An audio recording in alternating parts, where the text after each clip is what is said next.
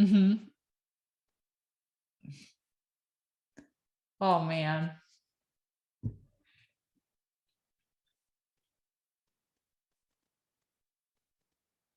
Mm-hmm.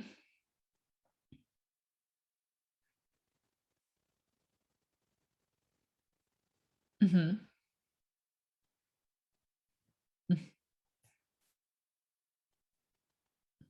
Okay. Yeah.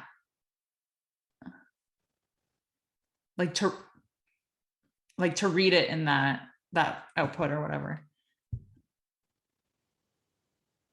That's so cool. Oh, I gotta look into it. Oh man.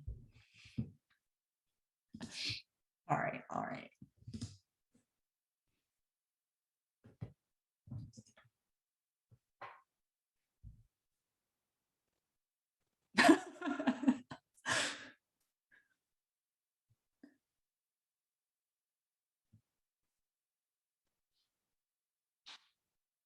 We're live.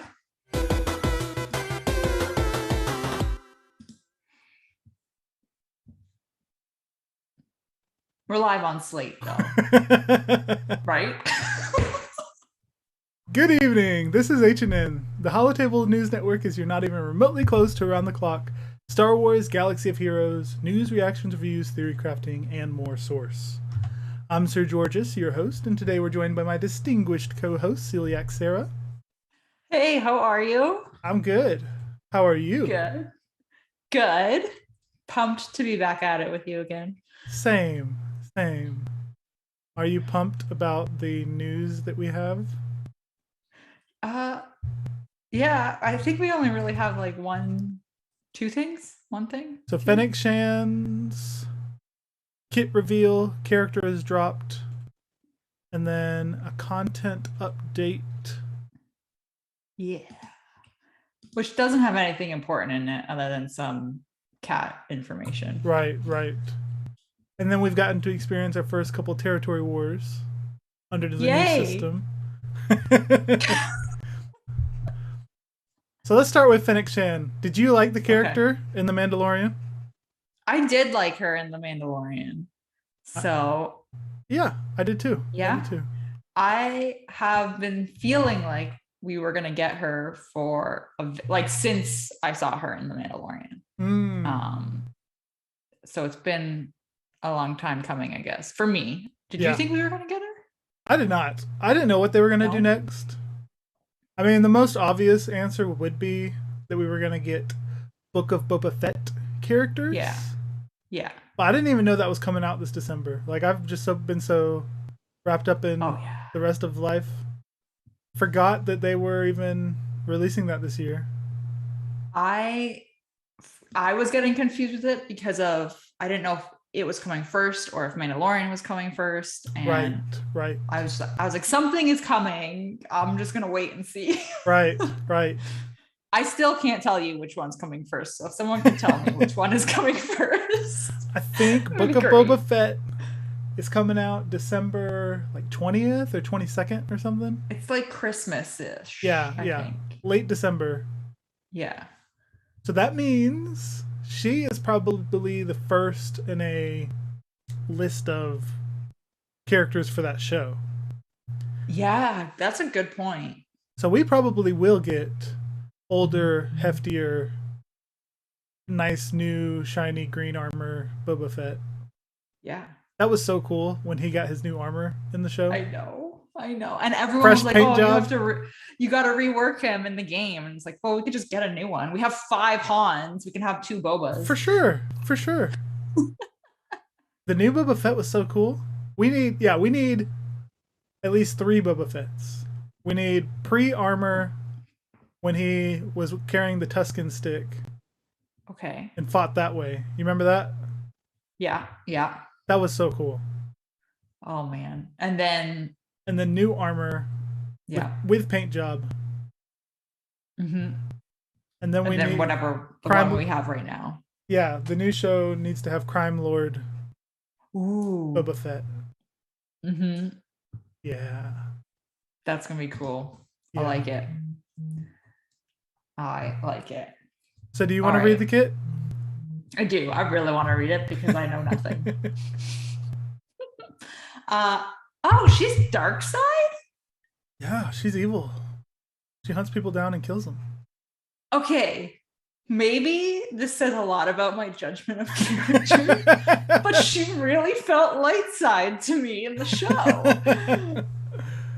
I sense Uh darkness within you, Sarah. oh my goodness. I need to rethink all of my life choices. Okay. That is it. Release your anger. Give in to the dark side. Oh my goodness. Okay, so dark side, attacker, bounty hunter, scoundrel. Do Okay, you know what Boba cool. Fett is in the game? Isn't he dark side? Yeah. Should he be dark side? No, he should be light side. He's such a good guy.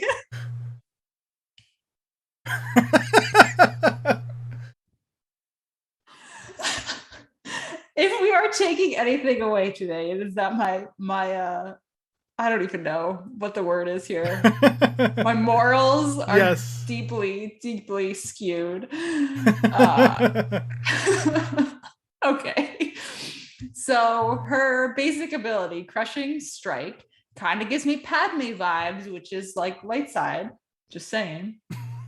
Uh, deal special damage to target enemy 5 times.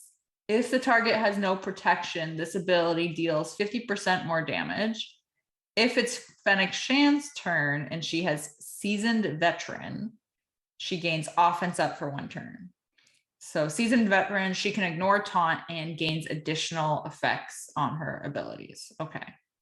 5 times. 5 times.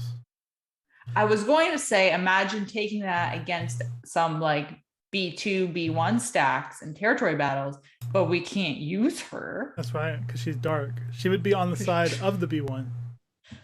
That is terrible news. Okay, cool. So her first special, I don't miss, which only has a cooldown of 2. Deal special damage to all but the weakest enemy.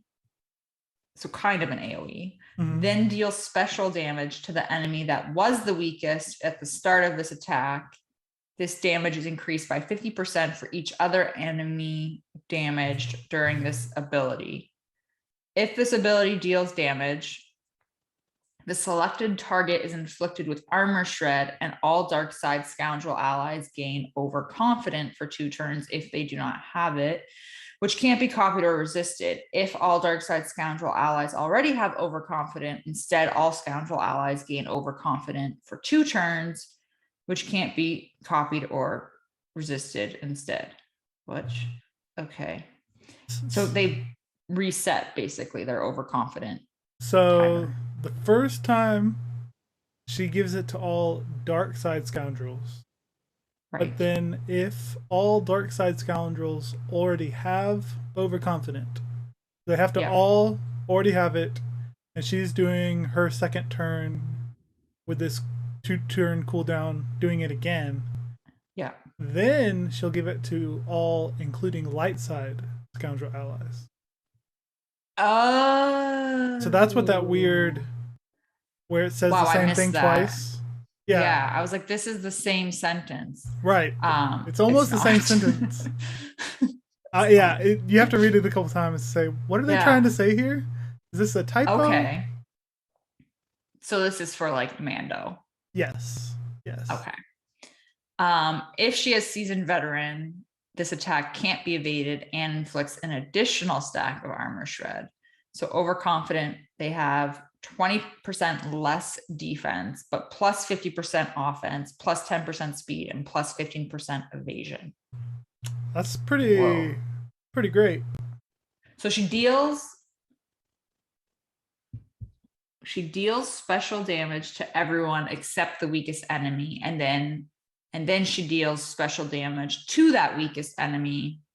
Yes. But that damage is increased. So she's dealing extra damage to the weakest enemy, basically. Yes. So the move is I don't miss. So she hits everyone but the weakest. So the weakest thinks that she missed. Right. But then she comes back and hits harder to the weakest. Right. making it clear that she does not miss. It makes sense. Yeah, yeah. It's pretty cool. I'm just trying to follow the logic of the move. Right, but right, yeah, right. okay. Cool. I like it. It's not very light side. But okay. She's a leader. Okay. She is a I should leader. have saw that. Okay. Lone Fox. I feel like this fits. At the start of battle, Fennec Shan gains plus 100% max health, max protection, defense, and offense. These numbers are reduced by 25% for each other ally present at the start of battle. Huh. Okay. So when she is in the leader slot and not the ally slot, she has the contract. 20 debuffs are dispelled or expire from bounty hunter or scoundrel allies. Only bounty hunter or scoundrel allies can contribute. And then the reward is that all bounty hunter allies have their payouts activated.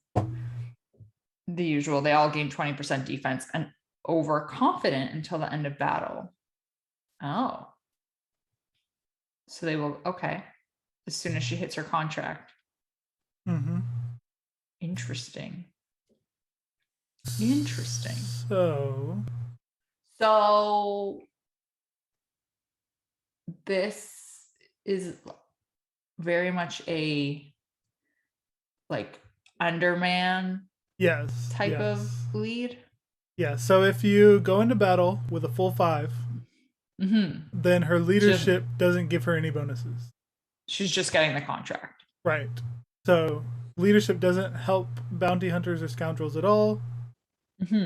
It basically does nothing besides letting you have a contract to try and fulfill. But if you go in a 3v3, now she starts with a bonus 50% health, protection, defense, and offense.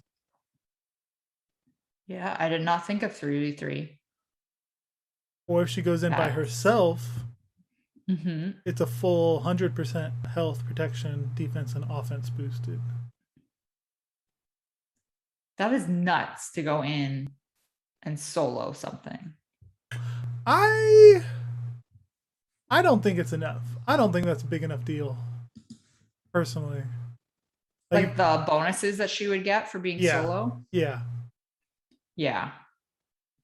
That is a lot. Like you'd have to go in against very specific teams. Yeah. Like she would not be able to solo a team of 5 or a team of 3. No. You'd be maybe like a cleanup. Right. I think she'd be a really good cleanup. Yeah, I don't think those bonuses are enough. And so it's not even enticing enough for 3v3. Yeah. Like if you had to use her or a different bounty hunter, they have leaderships that help all 3 characters. Whereas her leadership will only give herself 50% health, protection, defense, and offense. Yeah, it doesn't affect anyone else. Yeah, and it doesn't even improve. It's not like Cat, Commander Ahsoka, where if she becomes the only one there, then she gets bonuses. Right. No, it's start of battle. Yeah, because it's right there, like at the start. So it's not even like if you go in with a full 5 and then, a minute in, you're down to just 3. It triggers. Like, it doesn't matter. That would be cool. That would be really cool, but it doesn't matter. Right. But there is a very unique, brand new detail about this leadership. So all the contracts up to now, only bounty hunters can contribute, and only bounty hunters can benefit. But her leadership is bounty hunter or scoundrel. I did not even realize that. I feel like I should have realized that. I didn't either until I read the developer insights. I feel terrible. And then the reward doesn't just benefit bounty hunters, but also benefits scoundrel allies. Which is crazy because that hasn't happened before either. So that's interesting. Is that, I didn't read the developer insights because I didn't want to spoil myself. Right. But is that only for this Yes. Or is that something they're going to change for all the other? No, they haven't. They're not going to retroactively go and affect anyone in the past. Just her. She's special. She's special. Cool. And the reward for the payout, the 20% gain of defense is to offset the negative from overconfident. Right. Because the only negative is that minus 20% defense. Right. So realistically, they're just gaining plus 50% offense, plus 10% speed, and plus 15% evasion, and for the rest of the battle. Right. All scoundrel and bounty hunters. Yeah, because that overconfident, I'm assuming, won't expire since it says it's there till the end of battle. Right. Which, that's a huge buff. Yeah. For everyone to have bonus evasion, that's unheard of. Plus 10% speed that gets triggered. Yeah. Okay, so obviously my bounty hunters are very bad. I'm working on them, but we don't need to go into detail. How quick is it to dispel 20? Like, this is so bad. I don't know their kits. Are there bounty hunters that dispel? No. So, I mean, that's what kind of sucks about her kit. And I think it'll be very hard to make her leadership useful. Is that there aren't bounty hunters that dispel besides Grief. But he's another light side bounty hunter. Yeah. But even then, he's not going to be dispelling 20 debuffs anytime soon. No. So I think that they are meaning for her to be in a team with Beskar Mando, Queel, and IG-11. Because IG-11, every time he takes a turn, he dispels all debuffs from allies. Okay. He doesn't even have to do anything. He just passively, everything gets dispelled. So all he has to do... Which would make sense why they added Scoundrel allies to this. Right. So she's meant to be on a Mandalorian TV show team. And not paired with bounty hunters. Interesting. Which is kind of a shame. Yeah. Interesting. Okay. Well, moving on. Yeah. She has 2 uniques. So her first one has a Zeta, making an impression. She gains plus 10% offense stacking until the end of the encounter whenever she gains tenacity up. This bonus is doubled if Beskar Armor Mando is a living ally. When an ally loses overconfident, she gains 20% turn meter. Interesting. Yes. So that offense stacking is pretty good, except that it's tied to getting tenacity up. I don't know any bounty hunter. So Grief, once payouts are active, one of his specials will give tenacity up.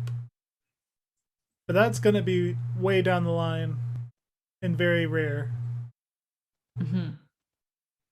I mean, I think Beskar Mando might have an ability that does it, but it's still not going to happen often. That's a very specific thing. And okay, so it's 10% stacking. When she loses the tenacity up and then she gains it again, would it be 20% or does it start over again because she lost tenacity up? She'd keep it for the rest of battle. Right? Yeah, so each instance of her getting tenacity up, she's going to be growing her offense. Okay. So she's going to hit pretty hard eventually.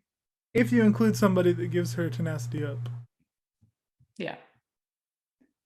I mean, realistically, you do does her special, I'm assuming it starts on cooldown. So you basic first, then do her special. No, I don't think it starts on cooldown. Okay, so theoretically, you could do her special first, she's going to gain overconfident right away because it's all dark side scoundrel allies that'll get it. Right. So she's immediately going to have plus 50% offense. And then as soon as you get tenacity up, you're going to add to that plus 50%. Yeah. Who's going to, especially once overconfidence stays there and isn't going anywhere, like when she hits her contract. Yes. So she's going to be going a lot, and she's going to be stacking her offense, I think, pretty quickly. I don't think so. Tell me who's going to give her tenacity up. I don't know their kids. There's no one that's going to give her tenacity up. Okay, so maybe there's another character coming. Maybe that will give her tenacity up. Maybe. Right now, it's not looking that impressive. No. Beskar Mando. No. No. Beskar Mando has his 4-turn cooldown damage immunity thing. Mm-hmm. But you're not going to want to target her every time. You want to target the character that's dying. Yeah. It's not going to be... I don't think you'll even notice it happening. Okay. It sounds like it's going to go quickly. Who's going to give her tenacity up? I have no idea. She's just going to pluck it out of thin air. She's like, yeah, this is fine. I have no idea.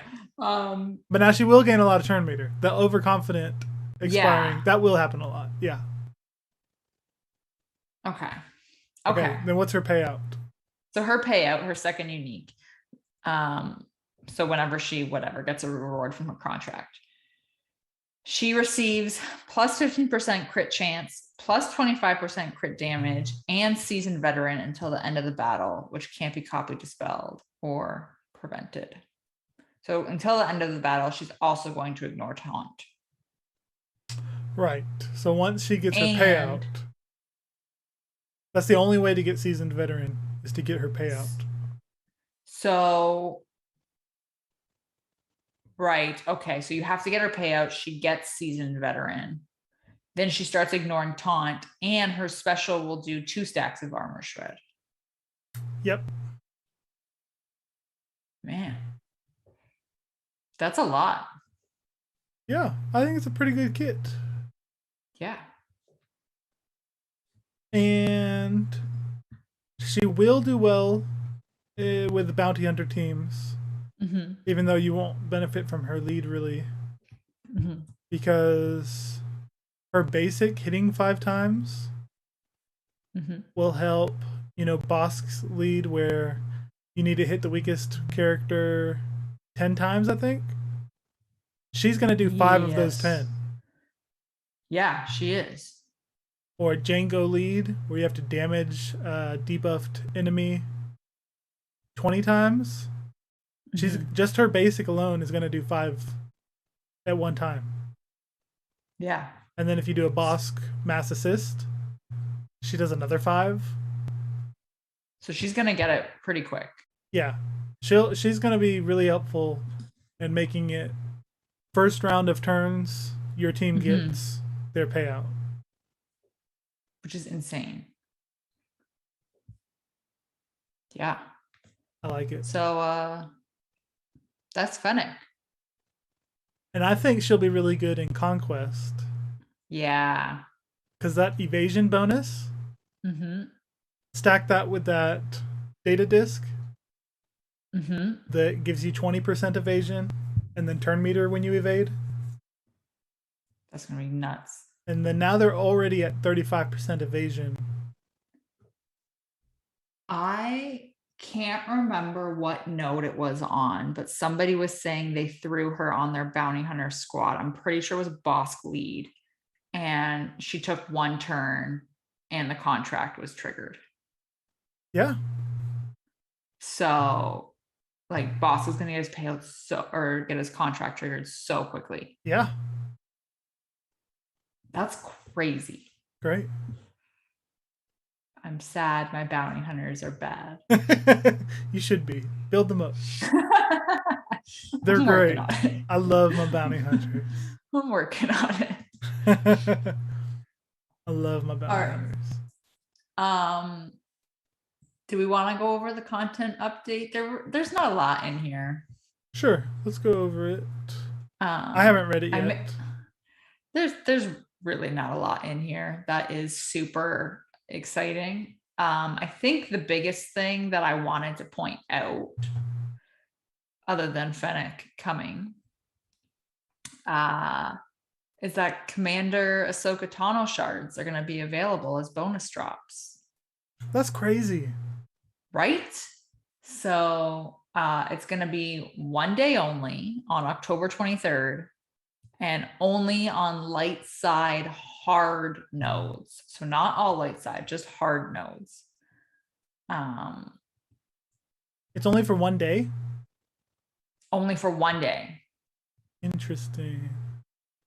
So yeah. That was like the big thing that I took away from here. One day, only on light side and only on the hard nodes. Light side battles. And it doesn't, I mean, it's a hard node. It doesn't say anything about it being scaled, the drop rate being scaled for energy. Right, right. It's a hard node, so I'm sure it'll be. Right.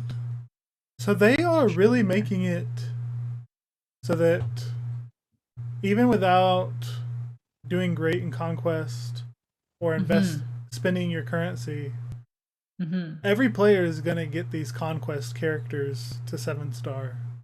Yeah, which is interesting. As long as you're taking these bones that they're throwing. Yeah. Like, I think this is a really good way of acknowledging that if you want it right away, you can choose to spend the crystals and get it right away. And if you don't want to do that, you will get it. It will just take a little bit longer. It'll eventually make its way there. Yeah. So yeah, I think that's a fair payoff.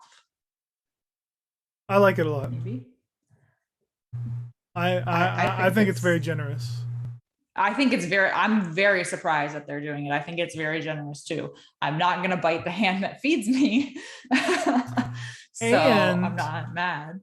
And other piece of news, it only happened after the lead executive producer left. Yes. I saw that in one of Arnold's videos. But he's been gone for 2 months. I was going to say since what, July, August? I think that's when these bonus drops started happening. Oh, you're right. Because we got Malevolence, we got Bugs. Was there something else? Razor Crest? Razor Crest, yep. I think it was after he left. They did say... I don't know if there's a connection. But when Conquest was very first announced, when they switched from Razor Crest to Ahsoka, and they kind of mentioned the release cadence, but not really how it would work, but they kind of did. They did say something about there being a galactic chase type of event after it had worked its way out of Conquest. But in that post, they said that the galactic chase event would be 1 year roughly after. So this is considerably sped up. Right. This is obviously has not been a year. Right. Yeah, I think there's a connection. Interesting. I think there's a connection. Interesting. I didn't even think of that. So I think it might be a good thing. I'm not mad about it. I think it's a pretty good thing, especially with the state of the community and everything. I think this is a really good way to kind of get these really strong characters out there without leaving people so far behind. Right. So if I'm free to play, not in a great guild where it's hard for me to get these brand new, I never get excited about these Galactic Legends or these territory battle characters like Ki-Adi-Mundi, who's taken 2 years for everybody to get 7-star. Yeah. So long. But now, at least every few months, we'll get one of these conquest characters built up. Mm-hmm.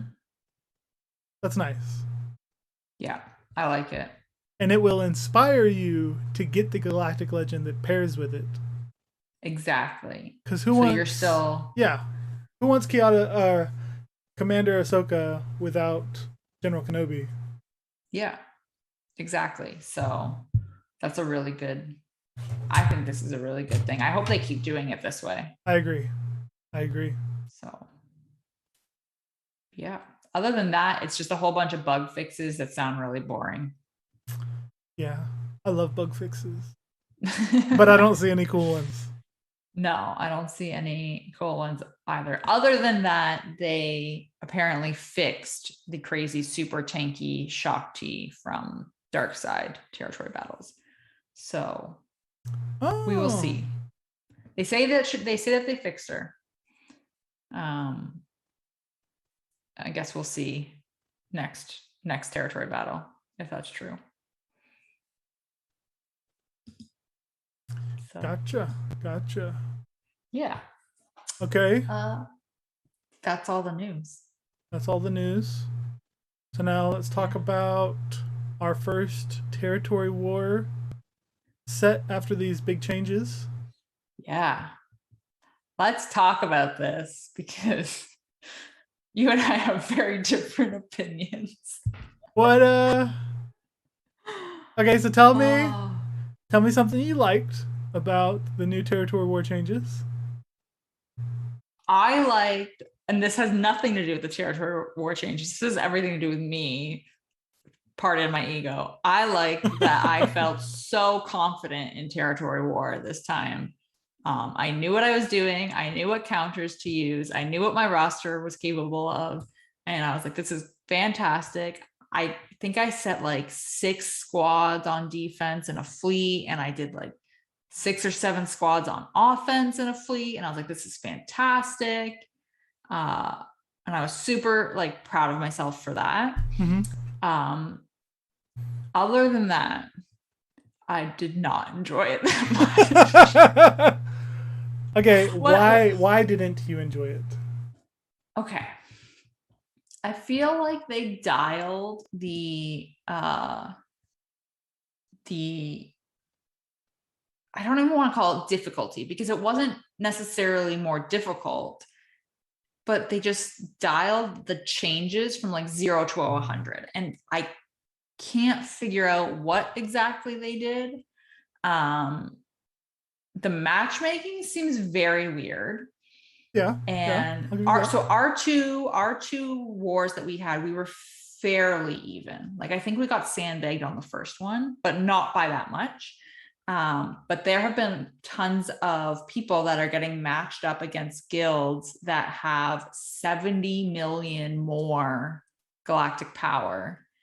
And they're not sandbagging. Like one guild goes in with 48 or 49 and the other one goes in with 50. And I was like, that doesn't make a 70 million galactic power difference. Like it just doesn't make sense to me. But okay, counterpoint. Yes. What is that larger guild's win rate in territory war? Right. And how many galactic legends does that larger guild have? So the larger guild had, in this specific case, because there was a matchup in our alliance of this, I think they had like over 100 extra galactic legends. What? It was insane because it was a 260 million GP guild versus a 320 or 25 million GP guild. It was a massive difference. And like, I understand that there's going to always be like that win rate and all that would be a factor. How are you not getting matched up against a guild in your bracket that has that win rate is my question. And I feel like they just have to fix that. Like that just doesn't seem fair, mainly because now there is such a high stake to winning that if you don't win, you don't get a bunch of stuff. And it kind of sucks in a way because if you're in a guild where if you win, you get Relic 9 mats because that's your division bracket, and you're facing a guild that doesn't even qualify to get Relic 9 mats, how is that even fair that even if that lower guild wins somehow, they don't get Relic 9 mats? Like, that doesn't make any sense to me. That's a good point. If they're beating, if you're in, let's say, a Division 17 guild and you're beating a Division 22 guild, you should get 22 rewards. Yeah, for sure. Exactly. I'm getting so worked up, I'm smacking my hand around. For sure. That is messed up. And I think that's something that'll get worked out. I'm hoping that's something that'll get worked out. The other big thing is just having everyone on. It kind of felt like the first iterations of the Crancor raid. True. Who won in that matchup? The bigger guild. Okay. Yeah. Was it close? Yeah. No. Okay. Yeah.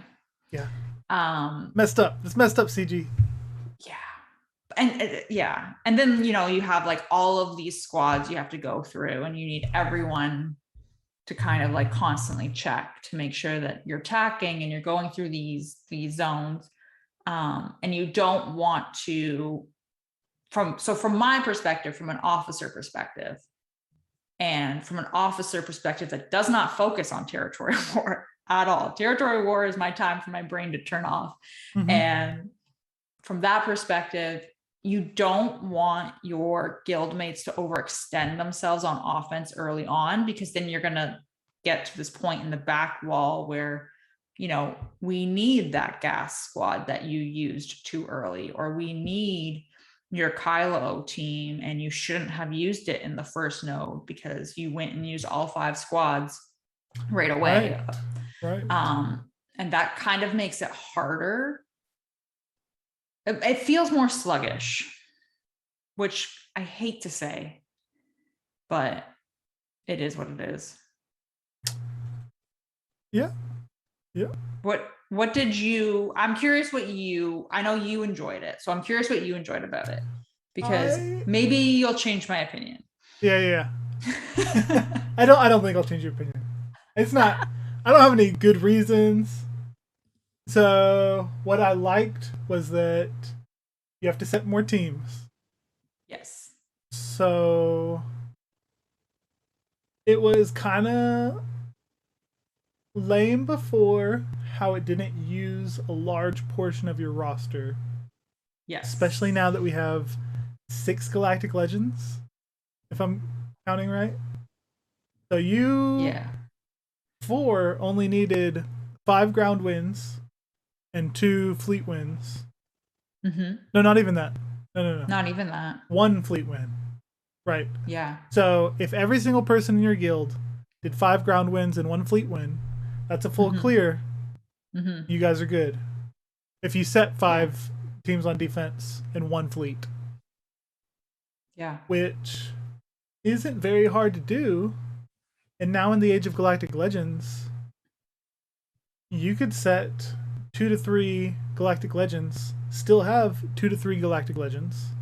Yeah. You're only using 2 to 3 normal teams on defense and only 2 to 3 normal teams on offense. Mm-hmm. So it's really just a Galactic Legends slugfest. And nobody has to do that much. Yeah, that's true. Which is kind of nice if you don't like the game mode and you don't want to have to spend a lot of time.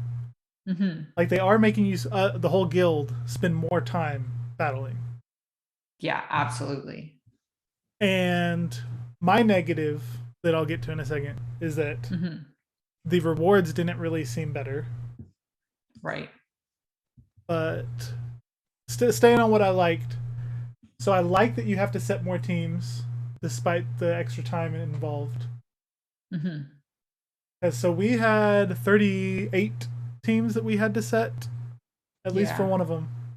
One was 37 and one was 38. And I remember laughing because the one that was 38, we went in with fewer people. Right. Yeah, I noticed that too. Yeah. I was like, that doesn't make sense. Yeah, I wonder how many people the first guild went in with that we fought. Because they must have sandbagged down to 45 or something, maybe. I think they did. I think they sandbagged down to about 44. That's my guess. Yeah. So if we were doing a 50 versus 50, we might have to set, 40 teams? Yeah, I think we would be setting 40 teams if we had 50 versus 50. I don't know, because I've been trying to figure out what they were doing with the defense. Yeah. How many teams were being set, and I could not follow the logic.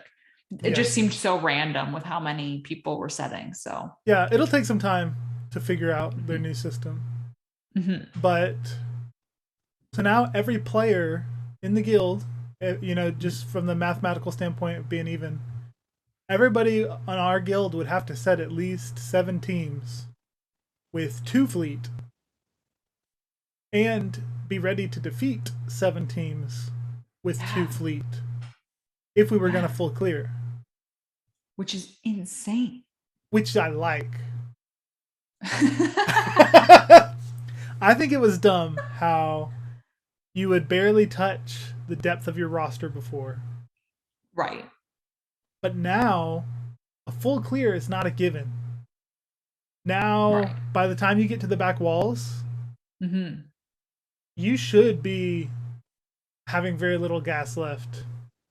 Yeah. Unless you've specifically saved or had easy first couple walls. So now it's not so much an efficiency match, which I thought was always done before. It's more of a, can you actually beat all the teams that have been set? Right. And if you can complete one more zone than the other team, nobody with their efficiency can make up 1,100 points. Right, exactly. So it really just matters whether you can full clear and keep them from full clearing. And that's a good point, because if I remember right, I'm pretty sure in our second one, they didn't full clear. Right. So if, from my basic understanding, just set a few Galactic Legend walls in the front, Ewoks behind, and make sure you can full clear, and hopefully they don't get past your first 150 to 200 Galactic Legends that you've set. Which is crazy to have set 200 Galactic Legends. It's insane. And just to jump off of that, for our second war, so for our first territory war, I think I set 1 Galactic Legend. I have 4. I think I set 1. And our second one, I was like, I could set 2. That still leaves me with 2. That's fair to set half of my Galactic Legends. And it was a very weird, feeling that I was this thought process that was happening in my brain. And I was like, this makes sense that you would, be putting all these Galactic Legends down. There are a ton in our guild who put down 3 or 4 Galactic Legends on defense, and they were still swinging on offense. I'm like, you guys are nuts. Yeah. So, yeah. And fleet is much more important now. Because before, if you couldn't get your 1 win before, then there's something wrong with you. If you can't win a single fleet battle, you've only set 1 team on defense, and you've got 4 fleets to bring in, and you can't get 1 win. Yeah, but now you've set 2 teams on defense. You have to defeat 2 teams on offense. That's much harder. It's way harder. Because before it was all, negotiator, malevolence, whichever one you set, you'd be able to kill with the other one. Yeah. But now that we have the crappy, hard, OP Piet, if there's a full front wall of Piet executors, and you've set your full front wall of 50 or 40 executors, whatever it is. Yeah, you don't have enough executors to take out their executors. Yeah. which means now you either have to hope that you get the counter RNG in your favor to one-shot it with your malevolence, Yeah. or you're having multiple people go in on the same fleet because you're going to be 2-shotting or 3-shotting. Right. Which means you're burning through those fleet options that you have to even get through the wall. Right.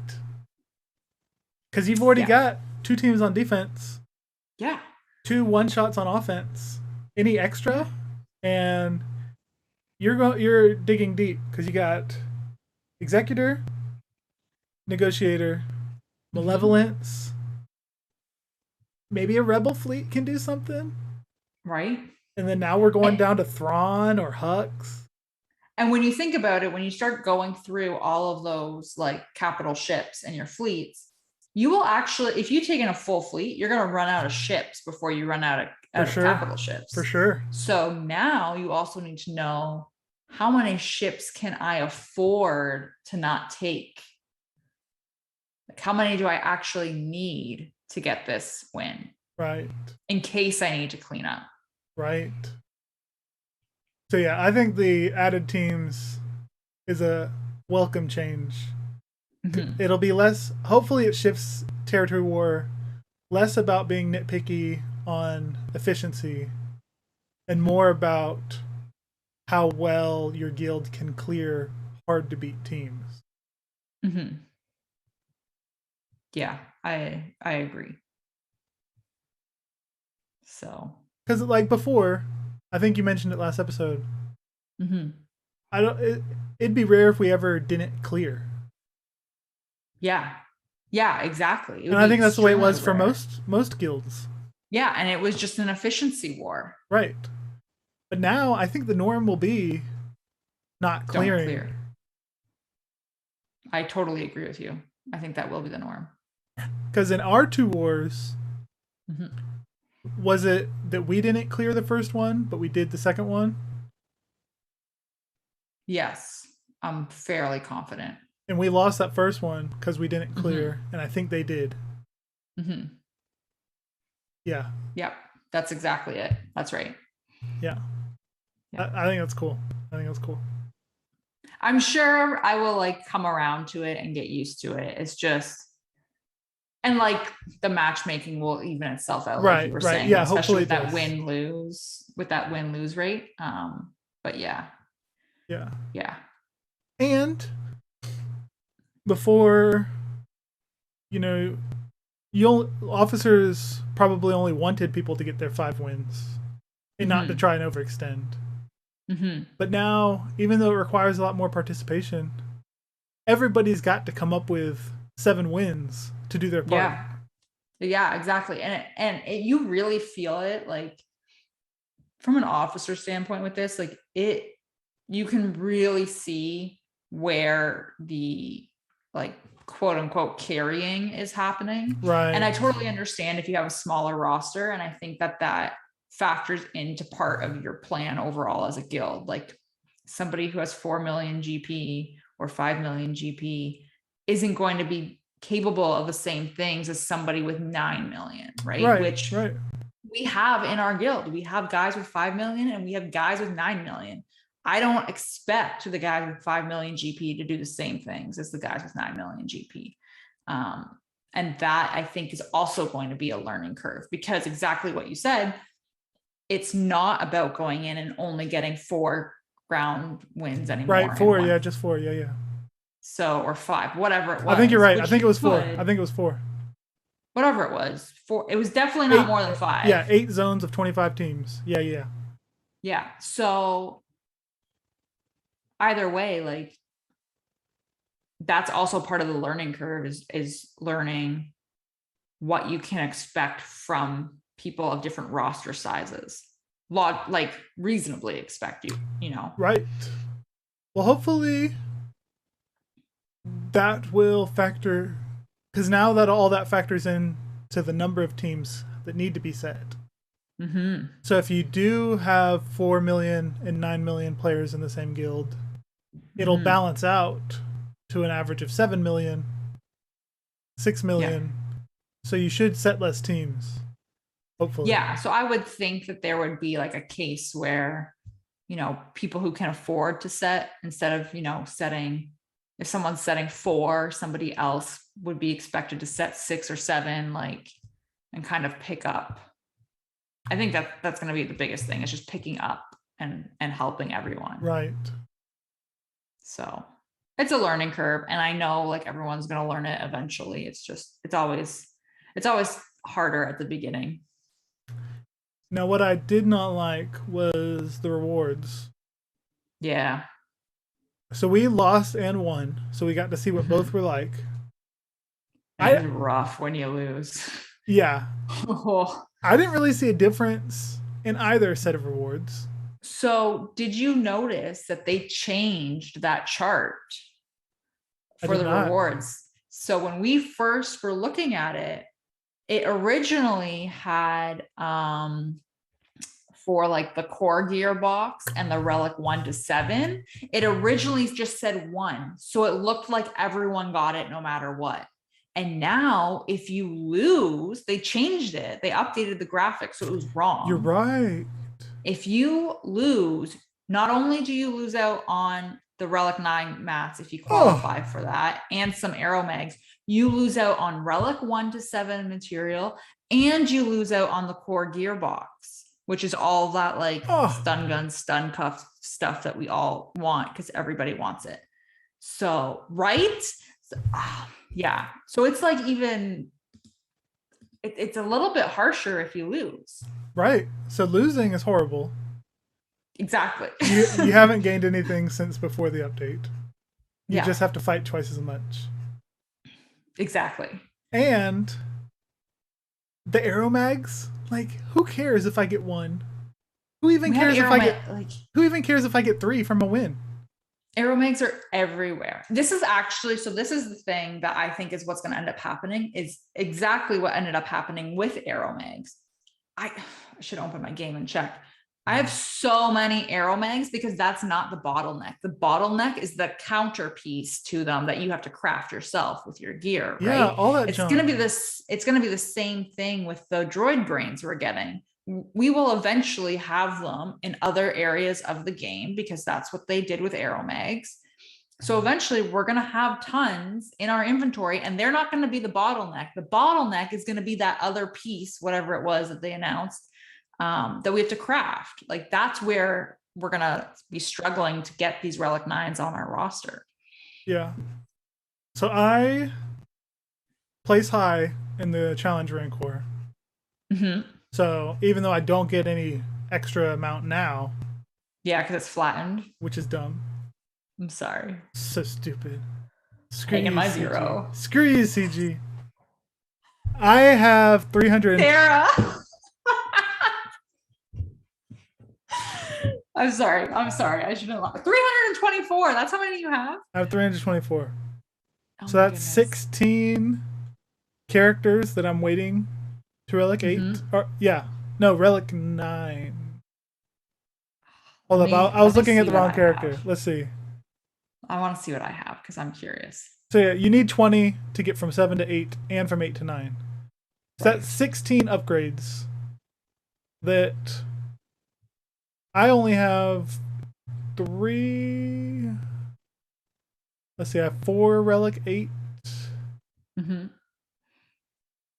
So I have 119 arrow mags, but that obviously is because I tagged a 0 in the raid this whole time. Right. And you've been hitting it. Right. Because I have 1, 2, 3, 4, 5 Relic 8s. Yeah, I have 5 Relic 8s. And I have 119 arrow mags. But now I'm sure that I will run out. I'm sure that we only have a handful, count on one hand the number of Relic 8s we have. Mm-hmm. So I'm not complaining about getting more, but getting 1 per loss and 3 per win isn't a big deal. It's just going to take forever. Right. It doesn't really help my number.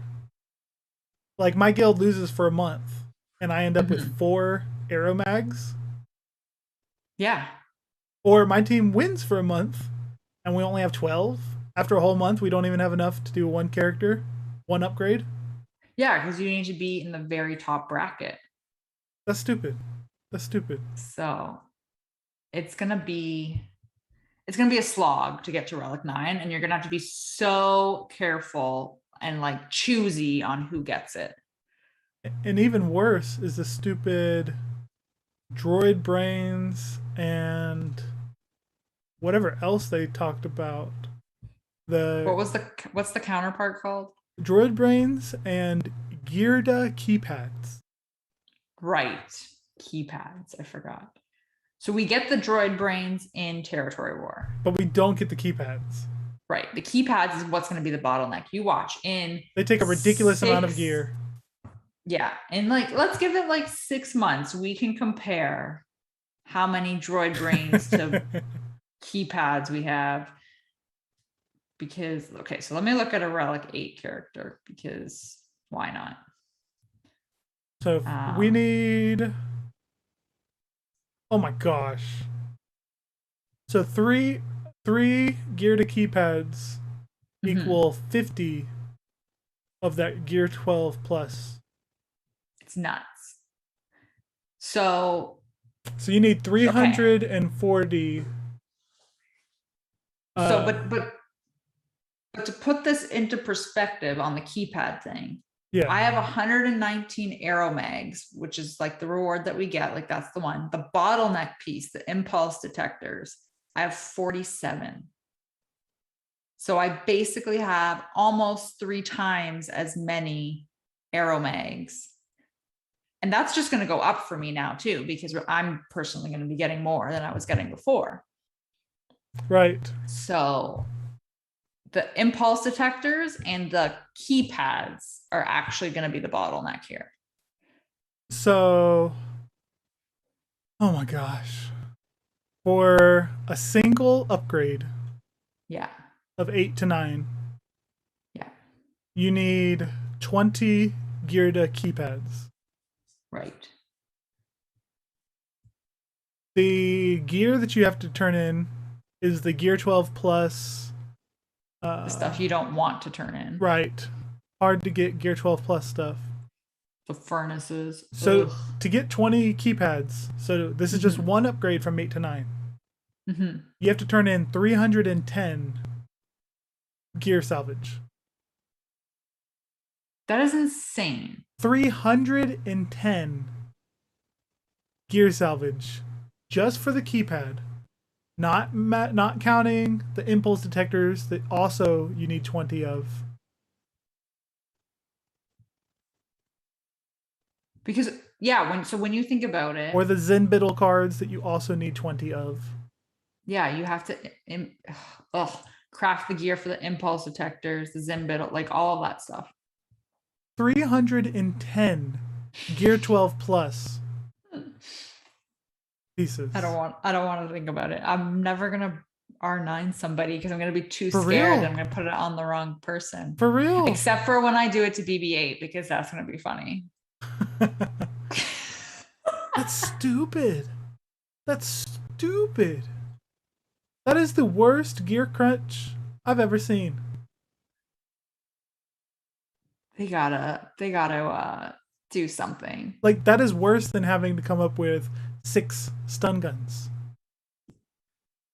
Because all of these Gear 12 Plus things cost more if you buy it with crystals. Right. Versus crafting the gear or crafting the pieces from gear. I'm upset when a single character to get to Gear 13 needs 6 stun guns. Let alone a single upgrade. Stun guns are so... Like, they're still the gear crunch. They're like, Kairos are coming. You won't feel the stun guns as badly. Liars. Yeah. Liars. Oh, man. 310. Yeah. Six gear slots worth of needing that same Gear 12 Plus stuff. So, let me ask you, now that we've, like, looked at the rewards for Territory War and noticed that they changed the table of the rewards. Right. And quick interjection, we won. Yeah. But I guess even though we have a pretty hefty guild in Division 20, Hmm. A win is still only worth 2 Relic 9 droid brains. Yeah, because we technically dropped a division in the one that we won. Gotcha. Well, still, Yeah, I know. we're I close to know. 320. Mhm. That's a big guild. We are at, if you have everyone in the guild join, we are just over 360 million. Really? Yeah. Because the first one, we had all 50 people join and we were at, oh, it might be lower now because we had some roster changes, but we were at 360.2 or something ridiculous. Like we just crossed it. Um, We got to get there. and and then we dropped a division in the second one because we didn't have it. We only had 47 or 48 people sign up. Gotcha. So yeah. Well, we had to have been under 320 because I've got three droid brains. Right. So we got 1 for losing and then 2 for winning. Yeah, and it says the 320 division is where you get 2 for winning. Well, that's stupid. Yeah, we're a big guild. We're not the Yeah. biggest, but you look at this chart, we're all the way up at 20, and a win and a loss, we only get 3 for that entire 2-week period. So each month we'll get 6. Yep. So in 4 Awesome. months, we'll be able to do our first Relic 9. Yeah. That's insane. They are so stupid. Oh man, they gotta change that reward, whatever nonsense. Um, yeah. That is so Yeah. stupid. What was I gonna? Oh yeah. So now that we have looked at the rewards and noticed that they changed the table for the reward payout and stuff, so you actually get like less stuff for losing. Yeah, yeah. Do you still like territory war? No. It's not worth the effort. I like the changes. You were supposed to change my mind. Oh man. I like the changes, but I do not like the war. Yeah. Okay. Cool. Well, on that. if they had doubled the rewards Mm-hmm. and made it actually helpful, like our core gearbox, we got something stupid. It was I can't even remember what. I wish I had screenshotted the rewards that we got. It wasn't stun guns. No. It wasn't. It was one of the junk ones that they threw in there, acting like you would need it. Mm-hmm. Which they have now since changed, I believe. Okay, that's good. I think that was in the content update. They changed that. I'd be upset if we got Carbantes too. Don't give me something. Oh, I would not. Don't give me Carbantes when we can use. I need Carbantes, man. I need daily daily challenges or guild currency on.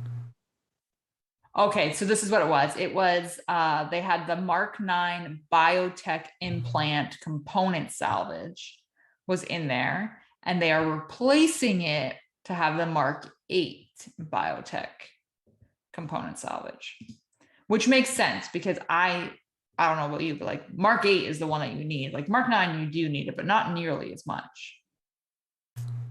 I don't remember. If I'm remembering the right one, I'm gonna go look it up before I put words in my mouth. Yeah. I shouldn't be doing. I don't remember. Okay, gear. But I'm still let down. I'm still let down. Okay, yes, that's right. So the one that was in there. Yeah, okay. Yes. So the one that was in there before was like the purple looking Death Star ball, like the purple looking eyeball. Yeah. And then they're replacing it with the gold looking Death Star eyeball. Oh. The salvage. Okay, the gold one. The gold one. Is that the one that you get from challenges? Like, is it the solid gold one, or is it the blueprint see-through gold one? Solid gold one. That one we get from challenges. That one I don't care about. Okay. If I can get it from a challenge, But they were giving out the solid purple one before. Yeah, that's. I would rather the solid gold one. For sure. For sure. Even though. Let's see how many I have of that. Scratch that. I would rather the purple? gold, the blueprinty one, the one that you were. That's exactly. The one that I would rather. Exactly. Yeah. That's the one we always need. The one that comes from challenges, I have 581 of. How? Because if I ever need to use this piece, I have to spend 750 crystals to get the prototype. I need to go look at my gear because I'm pretty sure I do not have that many.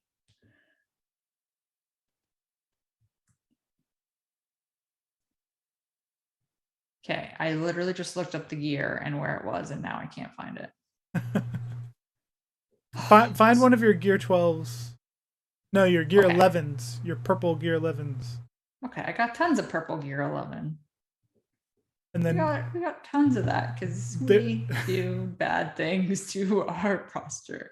Okay, MK8. So Mark 8 biotech. I have 108 of the solid ones that they're going to be giving us. And how many do you have of the blueprint, the prototype? 88. I would 100% rather the prototype one. Yeah. 100%.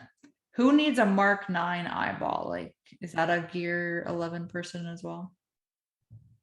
I don't know. Probably not. Probably like a gear 10. Mark 9 eyeball.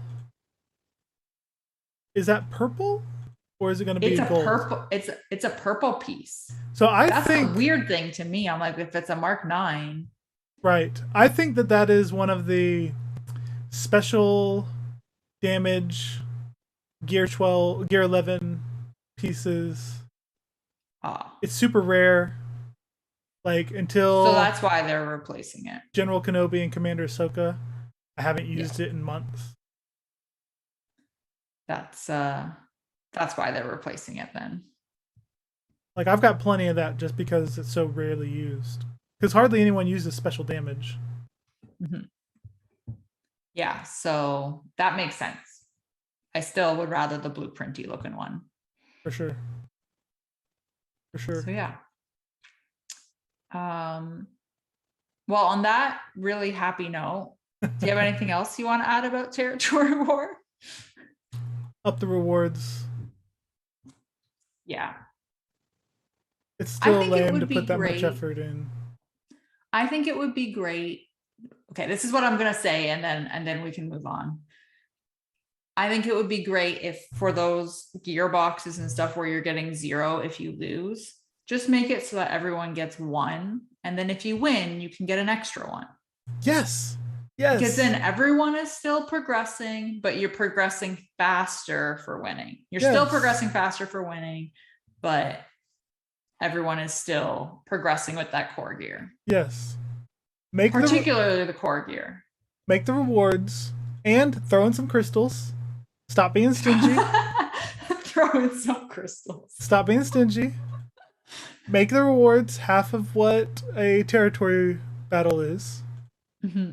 So that after your 2 wars that make up an entire week of the month, if you win, you get the same rewards as a territory battle. So that you don't feel like you're waiting for the next territory battle, because territory war is crap rewards compared to territory battle. It's true. It's very true, even with Relic 9 now. Yeah, I can't find a character that needs the 9 purple thing. I stopped looking because I could not find one. I wish I could, but I couldn't. So yeah. Do you want to do I Love You, I Know? I feel like we need some uplifting. You go ahead, Sarah. You uplift us. You. Okay. It's easy. Can I do 2? Sure, you can take mine. You can take mine. I can take yours. That wasn't the goal. No. Go ahead. Go ahead. So my first one, which should surprise nobody, I had our I should say my personal best success rate with cam streams this territory battle, and I had a 92.5% success rate, which was insane.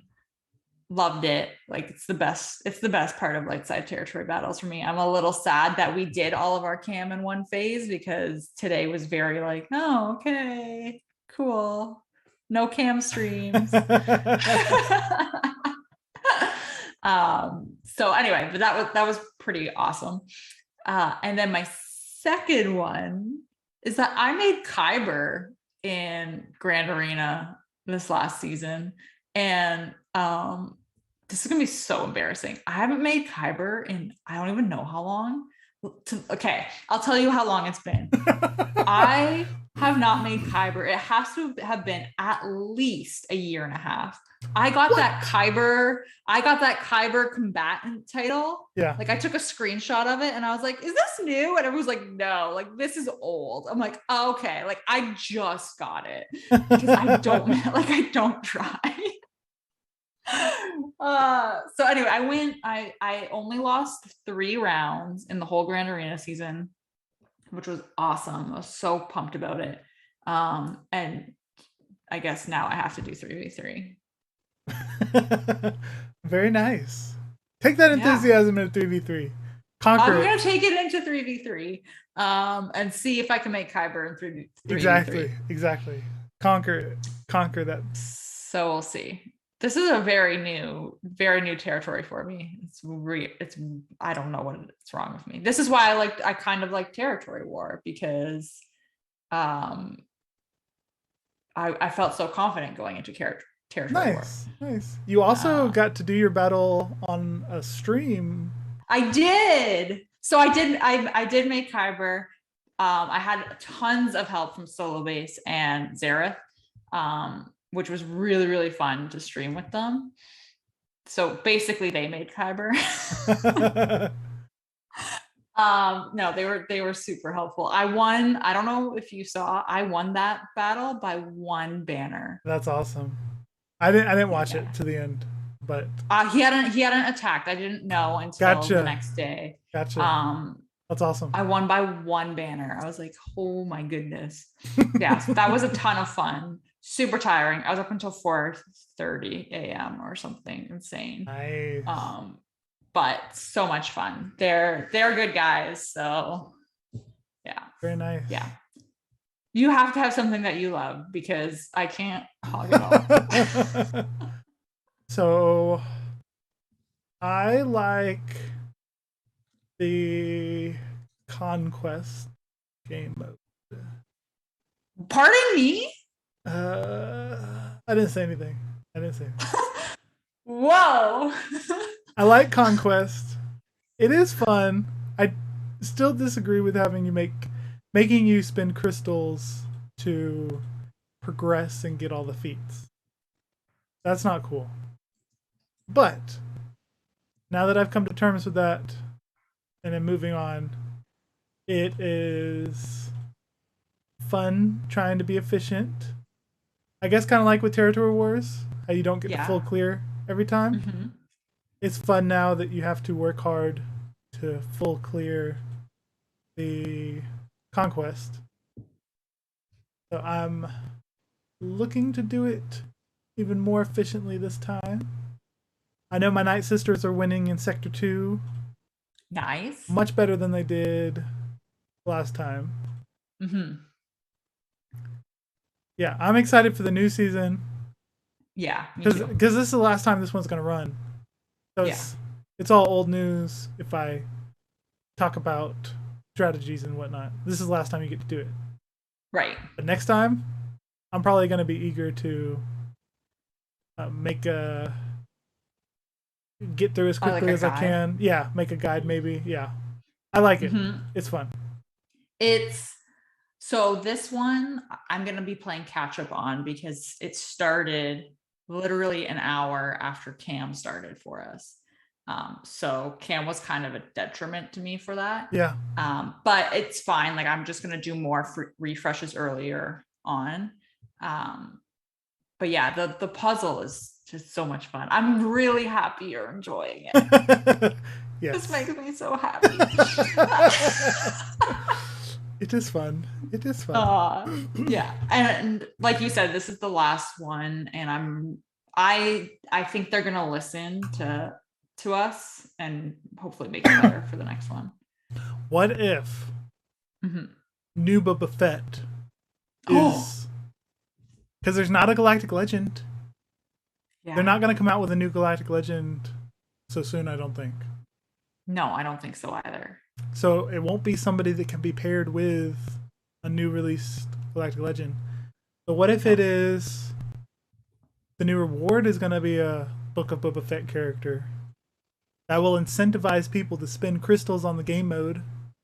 And by the time you would unlock that character, we would be at least, I would think, 3 or 4 weeks into this new Boba Fett show. Right.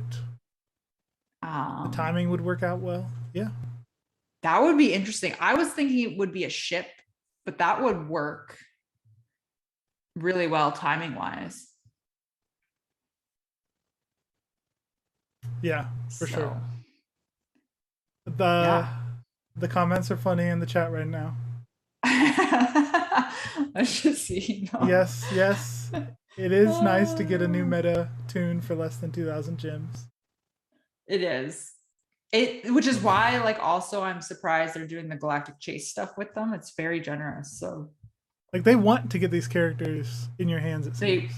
They do. They 100% do. Which would be perfect for the new movie character. Like Beskar Mando, they made him one of the easier legendaries. Legendaries, yeah, because they wanted more players to get him. They can do the same thing with new Boba Fett. I did not even think of that. That's a great idea. Thank you. And then I've gotten better at dealing with the new metas in arenas.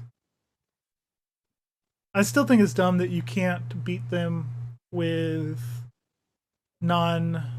using a mirror, pretty much. Right. I mean, sure, there is the Jedi Master Luke counter to Kenobi, and that's a good one. That's okay. The Piet Executor counters, those are all RNG. Everything has to work just right. Oh, it's lame. None of the ones I've seen are real counters. I lost my last Grand Arena match because I did the Malevolence counter, which I know it. Right. And I just had the bad RNG where when I brought in Spy, the Force Taunt didn't go on Xanadu. It went on Razor Crest. And I was like, great, they're just going to dispel this, which is exactly what happened. And then they killed my Hanging Bomber. Right, and I was like, awesome, cool. It's downhill from here. So it's not consistent. Yeah. It's not, unfortunately. Like what would you say the win rate is? I was just going to say, I literally have a 50% win rate with it. I think that's high. I think even that's high. I think it's high too. I think I got lucky considering the one win rate I had with it was in our first territory war where I didn't know I was going to need Candace's or Car's ship, whatever, even Hawk. Right. And I left it on defense. So I had to take in a random other ship. I took in Cassian's U-Wing instead. And somehow it still worked out for me where I still did it. Nice. So I actually can't even give it a 50% win rate because the one time I did win with it. So one of my 2 wins, because I've only done it 4 times. Right. One of my 2 wins wasn't even with the proper lineup. And I just got real lucky, basically. Yeah. And for the Malevolence counter, I've gotten things to work out the way it's supposed to. I've gotten to where I use my ultimate, stun the enemy capital ship. But even when you get to that point, you don't have the offensive power to kill Houndstooth, to kill their big bounty hunters still. So even though I've gotten to that point, made everything work right, Executor will get stunned, but then the next turn use his ultimate. Without my capital ship using specials to bring more buzz droids in, you can't win. So the offense just isn't even there when things go right. Yeah. So I think part of my problem is that my geos are still gear 12. Right. Which doesn't help my ships. Right. It's fine. Everything is fine. But so I've got a Relic 4 spy, I think. And then all the droid ships, those are all crewless. They're all pilotless. Right. Yeah, so you just need them 7. I mean, so there's no reason, whatever. Like my ships aren't inferior to any other maxed out crewless ships. So like they're as good as they can be, and it just doesn't work. It just doesn't work. Yeah, I would like a more consistent counter for it. Now what I have, it's still RNG based. But what's been working for me in the fleet is using Executor against an Executor. So my 4-star versus 7-star. And if I can get it to where after the opening onslaught of the enemies, they either don't mark my Razor Crest or they target Houndstooth, right? Then I can win. I know how to win from there. But okay. It's still RNG of that opening hit, though. If they do mark... that's crazy that it's left to RNG. Yeah. If they do mark Razor Crest, then he'll be dead before I can bring out a reinforcement. But if he doesn't... Like, if it's whatever the order is on the attacks coming in with the mass assist, or whether... Because I think... Let me think through this.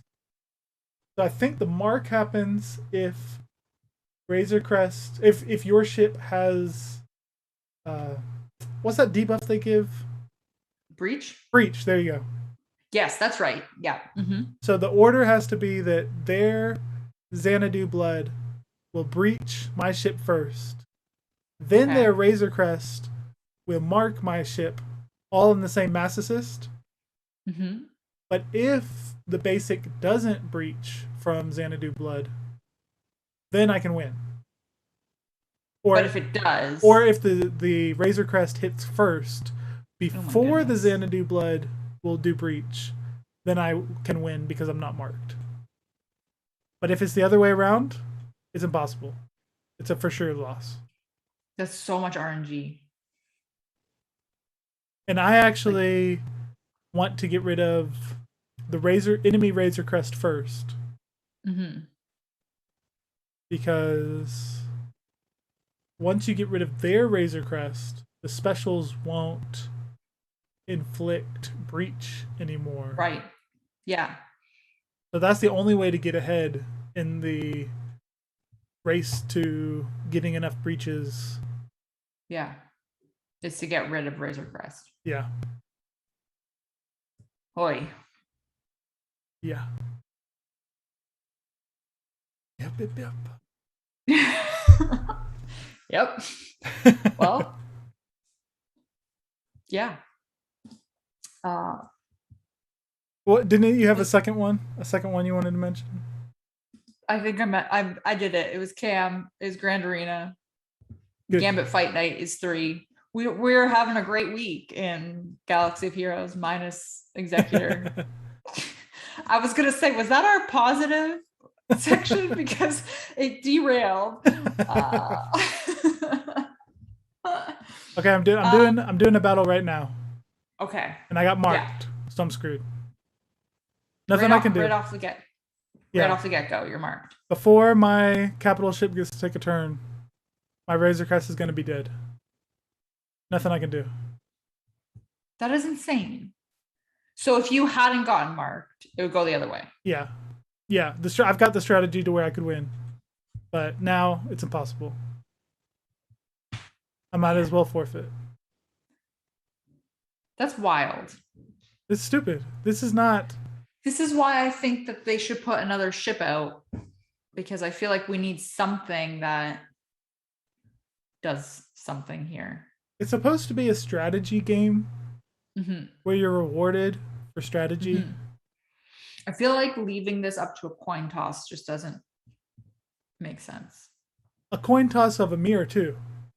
Yeah, yeah. Where you can't even use a previous meta. It's stupid. Yeah. Stupid. So even the off counter one, or off meta counter, whatever, the malevolence, right. like even that is up to RNG as well, because it all hinges on who spy puts taunt on. Right. And it hinges on if your TIE fighter pilot is faster than their ships. So like there's all of these factors. Which, like, if you have your TIE fighter pilot geared and everything, he should be, but still. Yeah. And don't you have to hope that they target the droid? What are they called? You want, if they kill your vulture droid, it's okay, because you just get another vulture droid in place. But if they target your real characters, yeah, then you start losing. Or if they target your TIE fighter pilot and he dodges, it's great, because then you get the turn meter gain. But still, like, that's still a lot of like if. Right. So Ray Rock in chat is asking if your executor is the same star as the opposing executor. No. This was a 4-star versus 7-star. All of my executors, at least in the top 10, are 7-star. That's insane. So it doesn't help to try and figure out or since I'm not going to be 7-star, I've got to try and figure out how to beat other 7-stars. Yeah. Yeah, that's a lot. That's a lot. Yay. I feel like the meta report hasn't changed since last time. Has it? I haven't looked at it. Probably not. I haven't looked at it either. I don't think it has. Okay, so Master Kenobis, we're now at 76% at rank 1. Was it 73 last time we talked? It was 70 something, I'm pretty sure. I don't remember. But I don't remember either. It was high. It was definitely not like... I think it's growing. They're multiplying. And then a 12% are Jedi Master Luke. Just because he's the only other counter. Yeah. Besides a mirror match. So that's now 88% of the meta. Is made up of Kenobi with the one counter, which is Master Luke. And then these other easier arenas are able to do a 4% Sith Eternal Emperor, 3% Supreme Leader Kylo, 2% Rey. Man, imagine the people that don't have any Galactic Legends. I cannot tell you the last time I did not see a Galactic Legend. Other than something that was like an intentional trying to fall type thing. Right. Yeah. Like even the Jedi Knight Revan teams, it's 1%. Like the Jedi Knight 1%. The Jedi Knight. Well, that 1% is Jedi Master Luke. They're just using a different leader. Right. Like it's still falling to the same Galactic Legend. Right.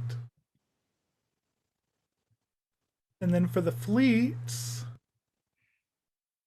we're at 51% Executor. I think that's what it was last time. That sounds right. 30% Negotiator. 16% Malevolence. So that means the people using Malevolence to beat Executor, only 16% are making it to 1. Assuming they're all Or, fighting executors and not other negotiators. or assuming that they're not swapping out when they get to one. Right. Because I think that is captured, if I remember right, it's captured at your payout. So Right. if you climb with, say, Malevolence, and then you swap to Negotiator so that you don't fall, for instance, as far. Or whatever reason. Yeah. So the Imperial TIE Fighter counter, that's only 2% of teams. The other Malevolences are running Sunfac in the starting lineup. And that's 10%. I've seen that. That's 10% of the ones that won. Interesting. Yeah, we'll have to find out how they do that. Interesting. I wonder if that's more consistent. Yeah, I don't know. Well then. And last but not least, let's head to Uncle Owen's Moisture Farm to talk about who and what we're currently farming in game. Because everyone knows work comes before going to Tashi Station to pick up power converters. So what? I'll go first. Yeah. I am... Yeah, looking at the chat. Yes, I saw that video. I didn't think it was helpful. Rye Rock. The Bit Dynasty counter? Like, he had RNG go in his favor. Which, like I said, if you don't get marked, yeah, you can win. But he did not show how to win on a regular basis, or when things don't go RNG in your favor. Mm-hmm. But what I'm farming, I've almost got my Tech to 7-star and Dark Trooper to 7-star.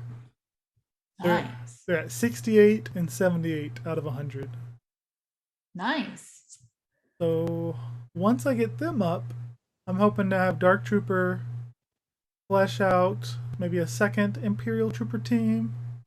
Mm-hmm. Or he'll help out my Rancor raid team.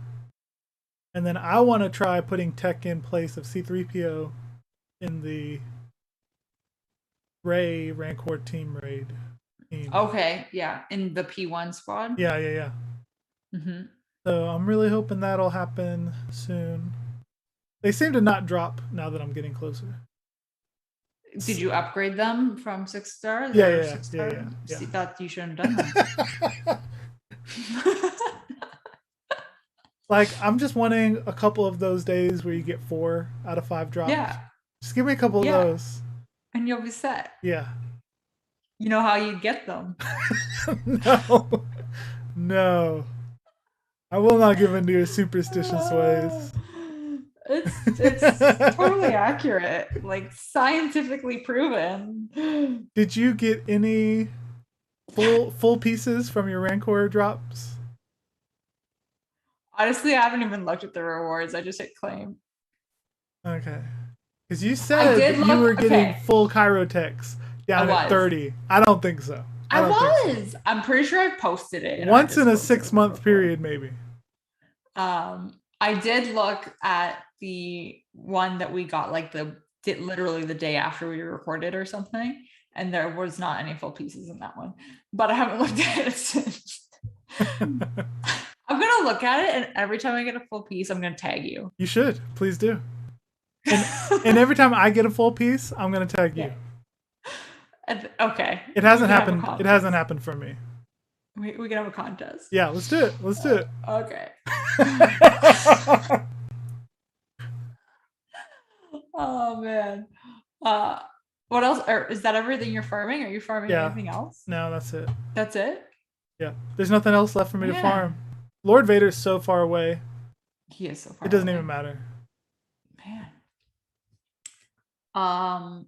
I'm almost done my ultimate grind for Kenobi, which is great. I think I need 3 more mats. So that's fantastic. Nice. Which means I'm grinding the tickets and farming gear for my bounty hunters. I told you I was working on them. Yeah. so that I can go after this executor nonsense because I need it. And it's so far away. I will tell you, I like contemplated whaling for it. I Yeah. was like, I'm so far away that it will actually be too much money. Like if it was like a couple $100 and I like be guaranteed to be like going at it this Right. week whenever it comes out, Right. I probably would have done it. But I was like, I'm so far that it's From the it just doesn't executor. make sense. From the executor. Yeah. Yeah. So far, because all of my bounty hunters are not even like the only bounty hunter I have in Relics are CAD and Django. All the other ones are gear 12, if they're gear 12. Yeah. So I'm so far, and then you have to put all the relics on them. Then I'm like, I can't. Yeah. I was so tempted, and then I actually like thought about it from a logical point of view, and I was like, no, this is not smart. So I didn't do it. So yeah, basically I'm farming gear. So Yep. Galaxy of Gyros. yep, that's exact. Oh, and Piet, because I apparently didn't 7-star him. Did not know this. Yeah, you'll need it. You'll need him for the executor. I will need him. So the great thing is that I will not be promoting him past 6 stars. So I will hope, and he's giving me 2 shards every time I get a sim. Oh, nah, we'll see. No. But yeah, that's it. That's my farm list. Very good. Very good.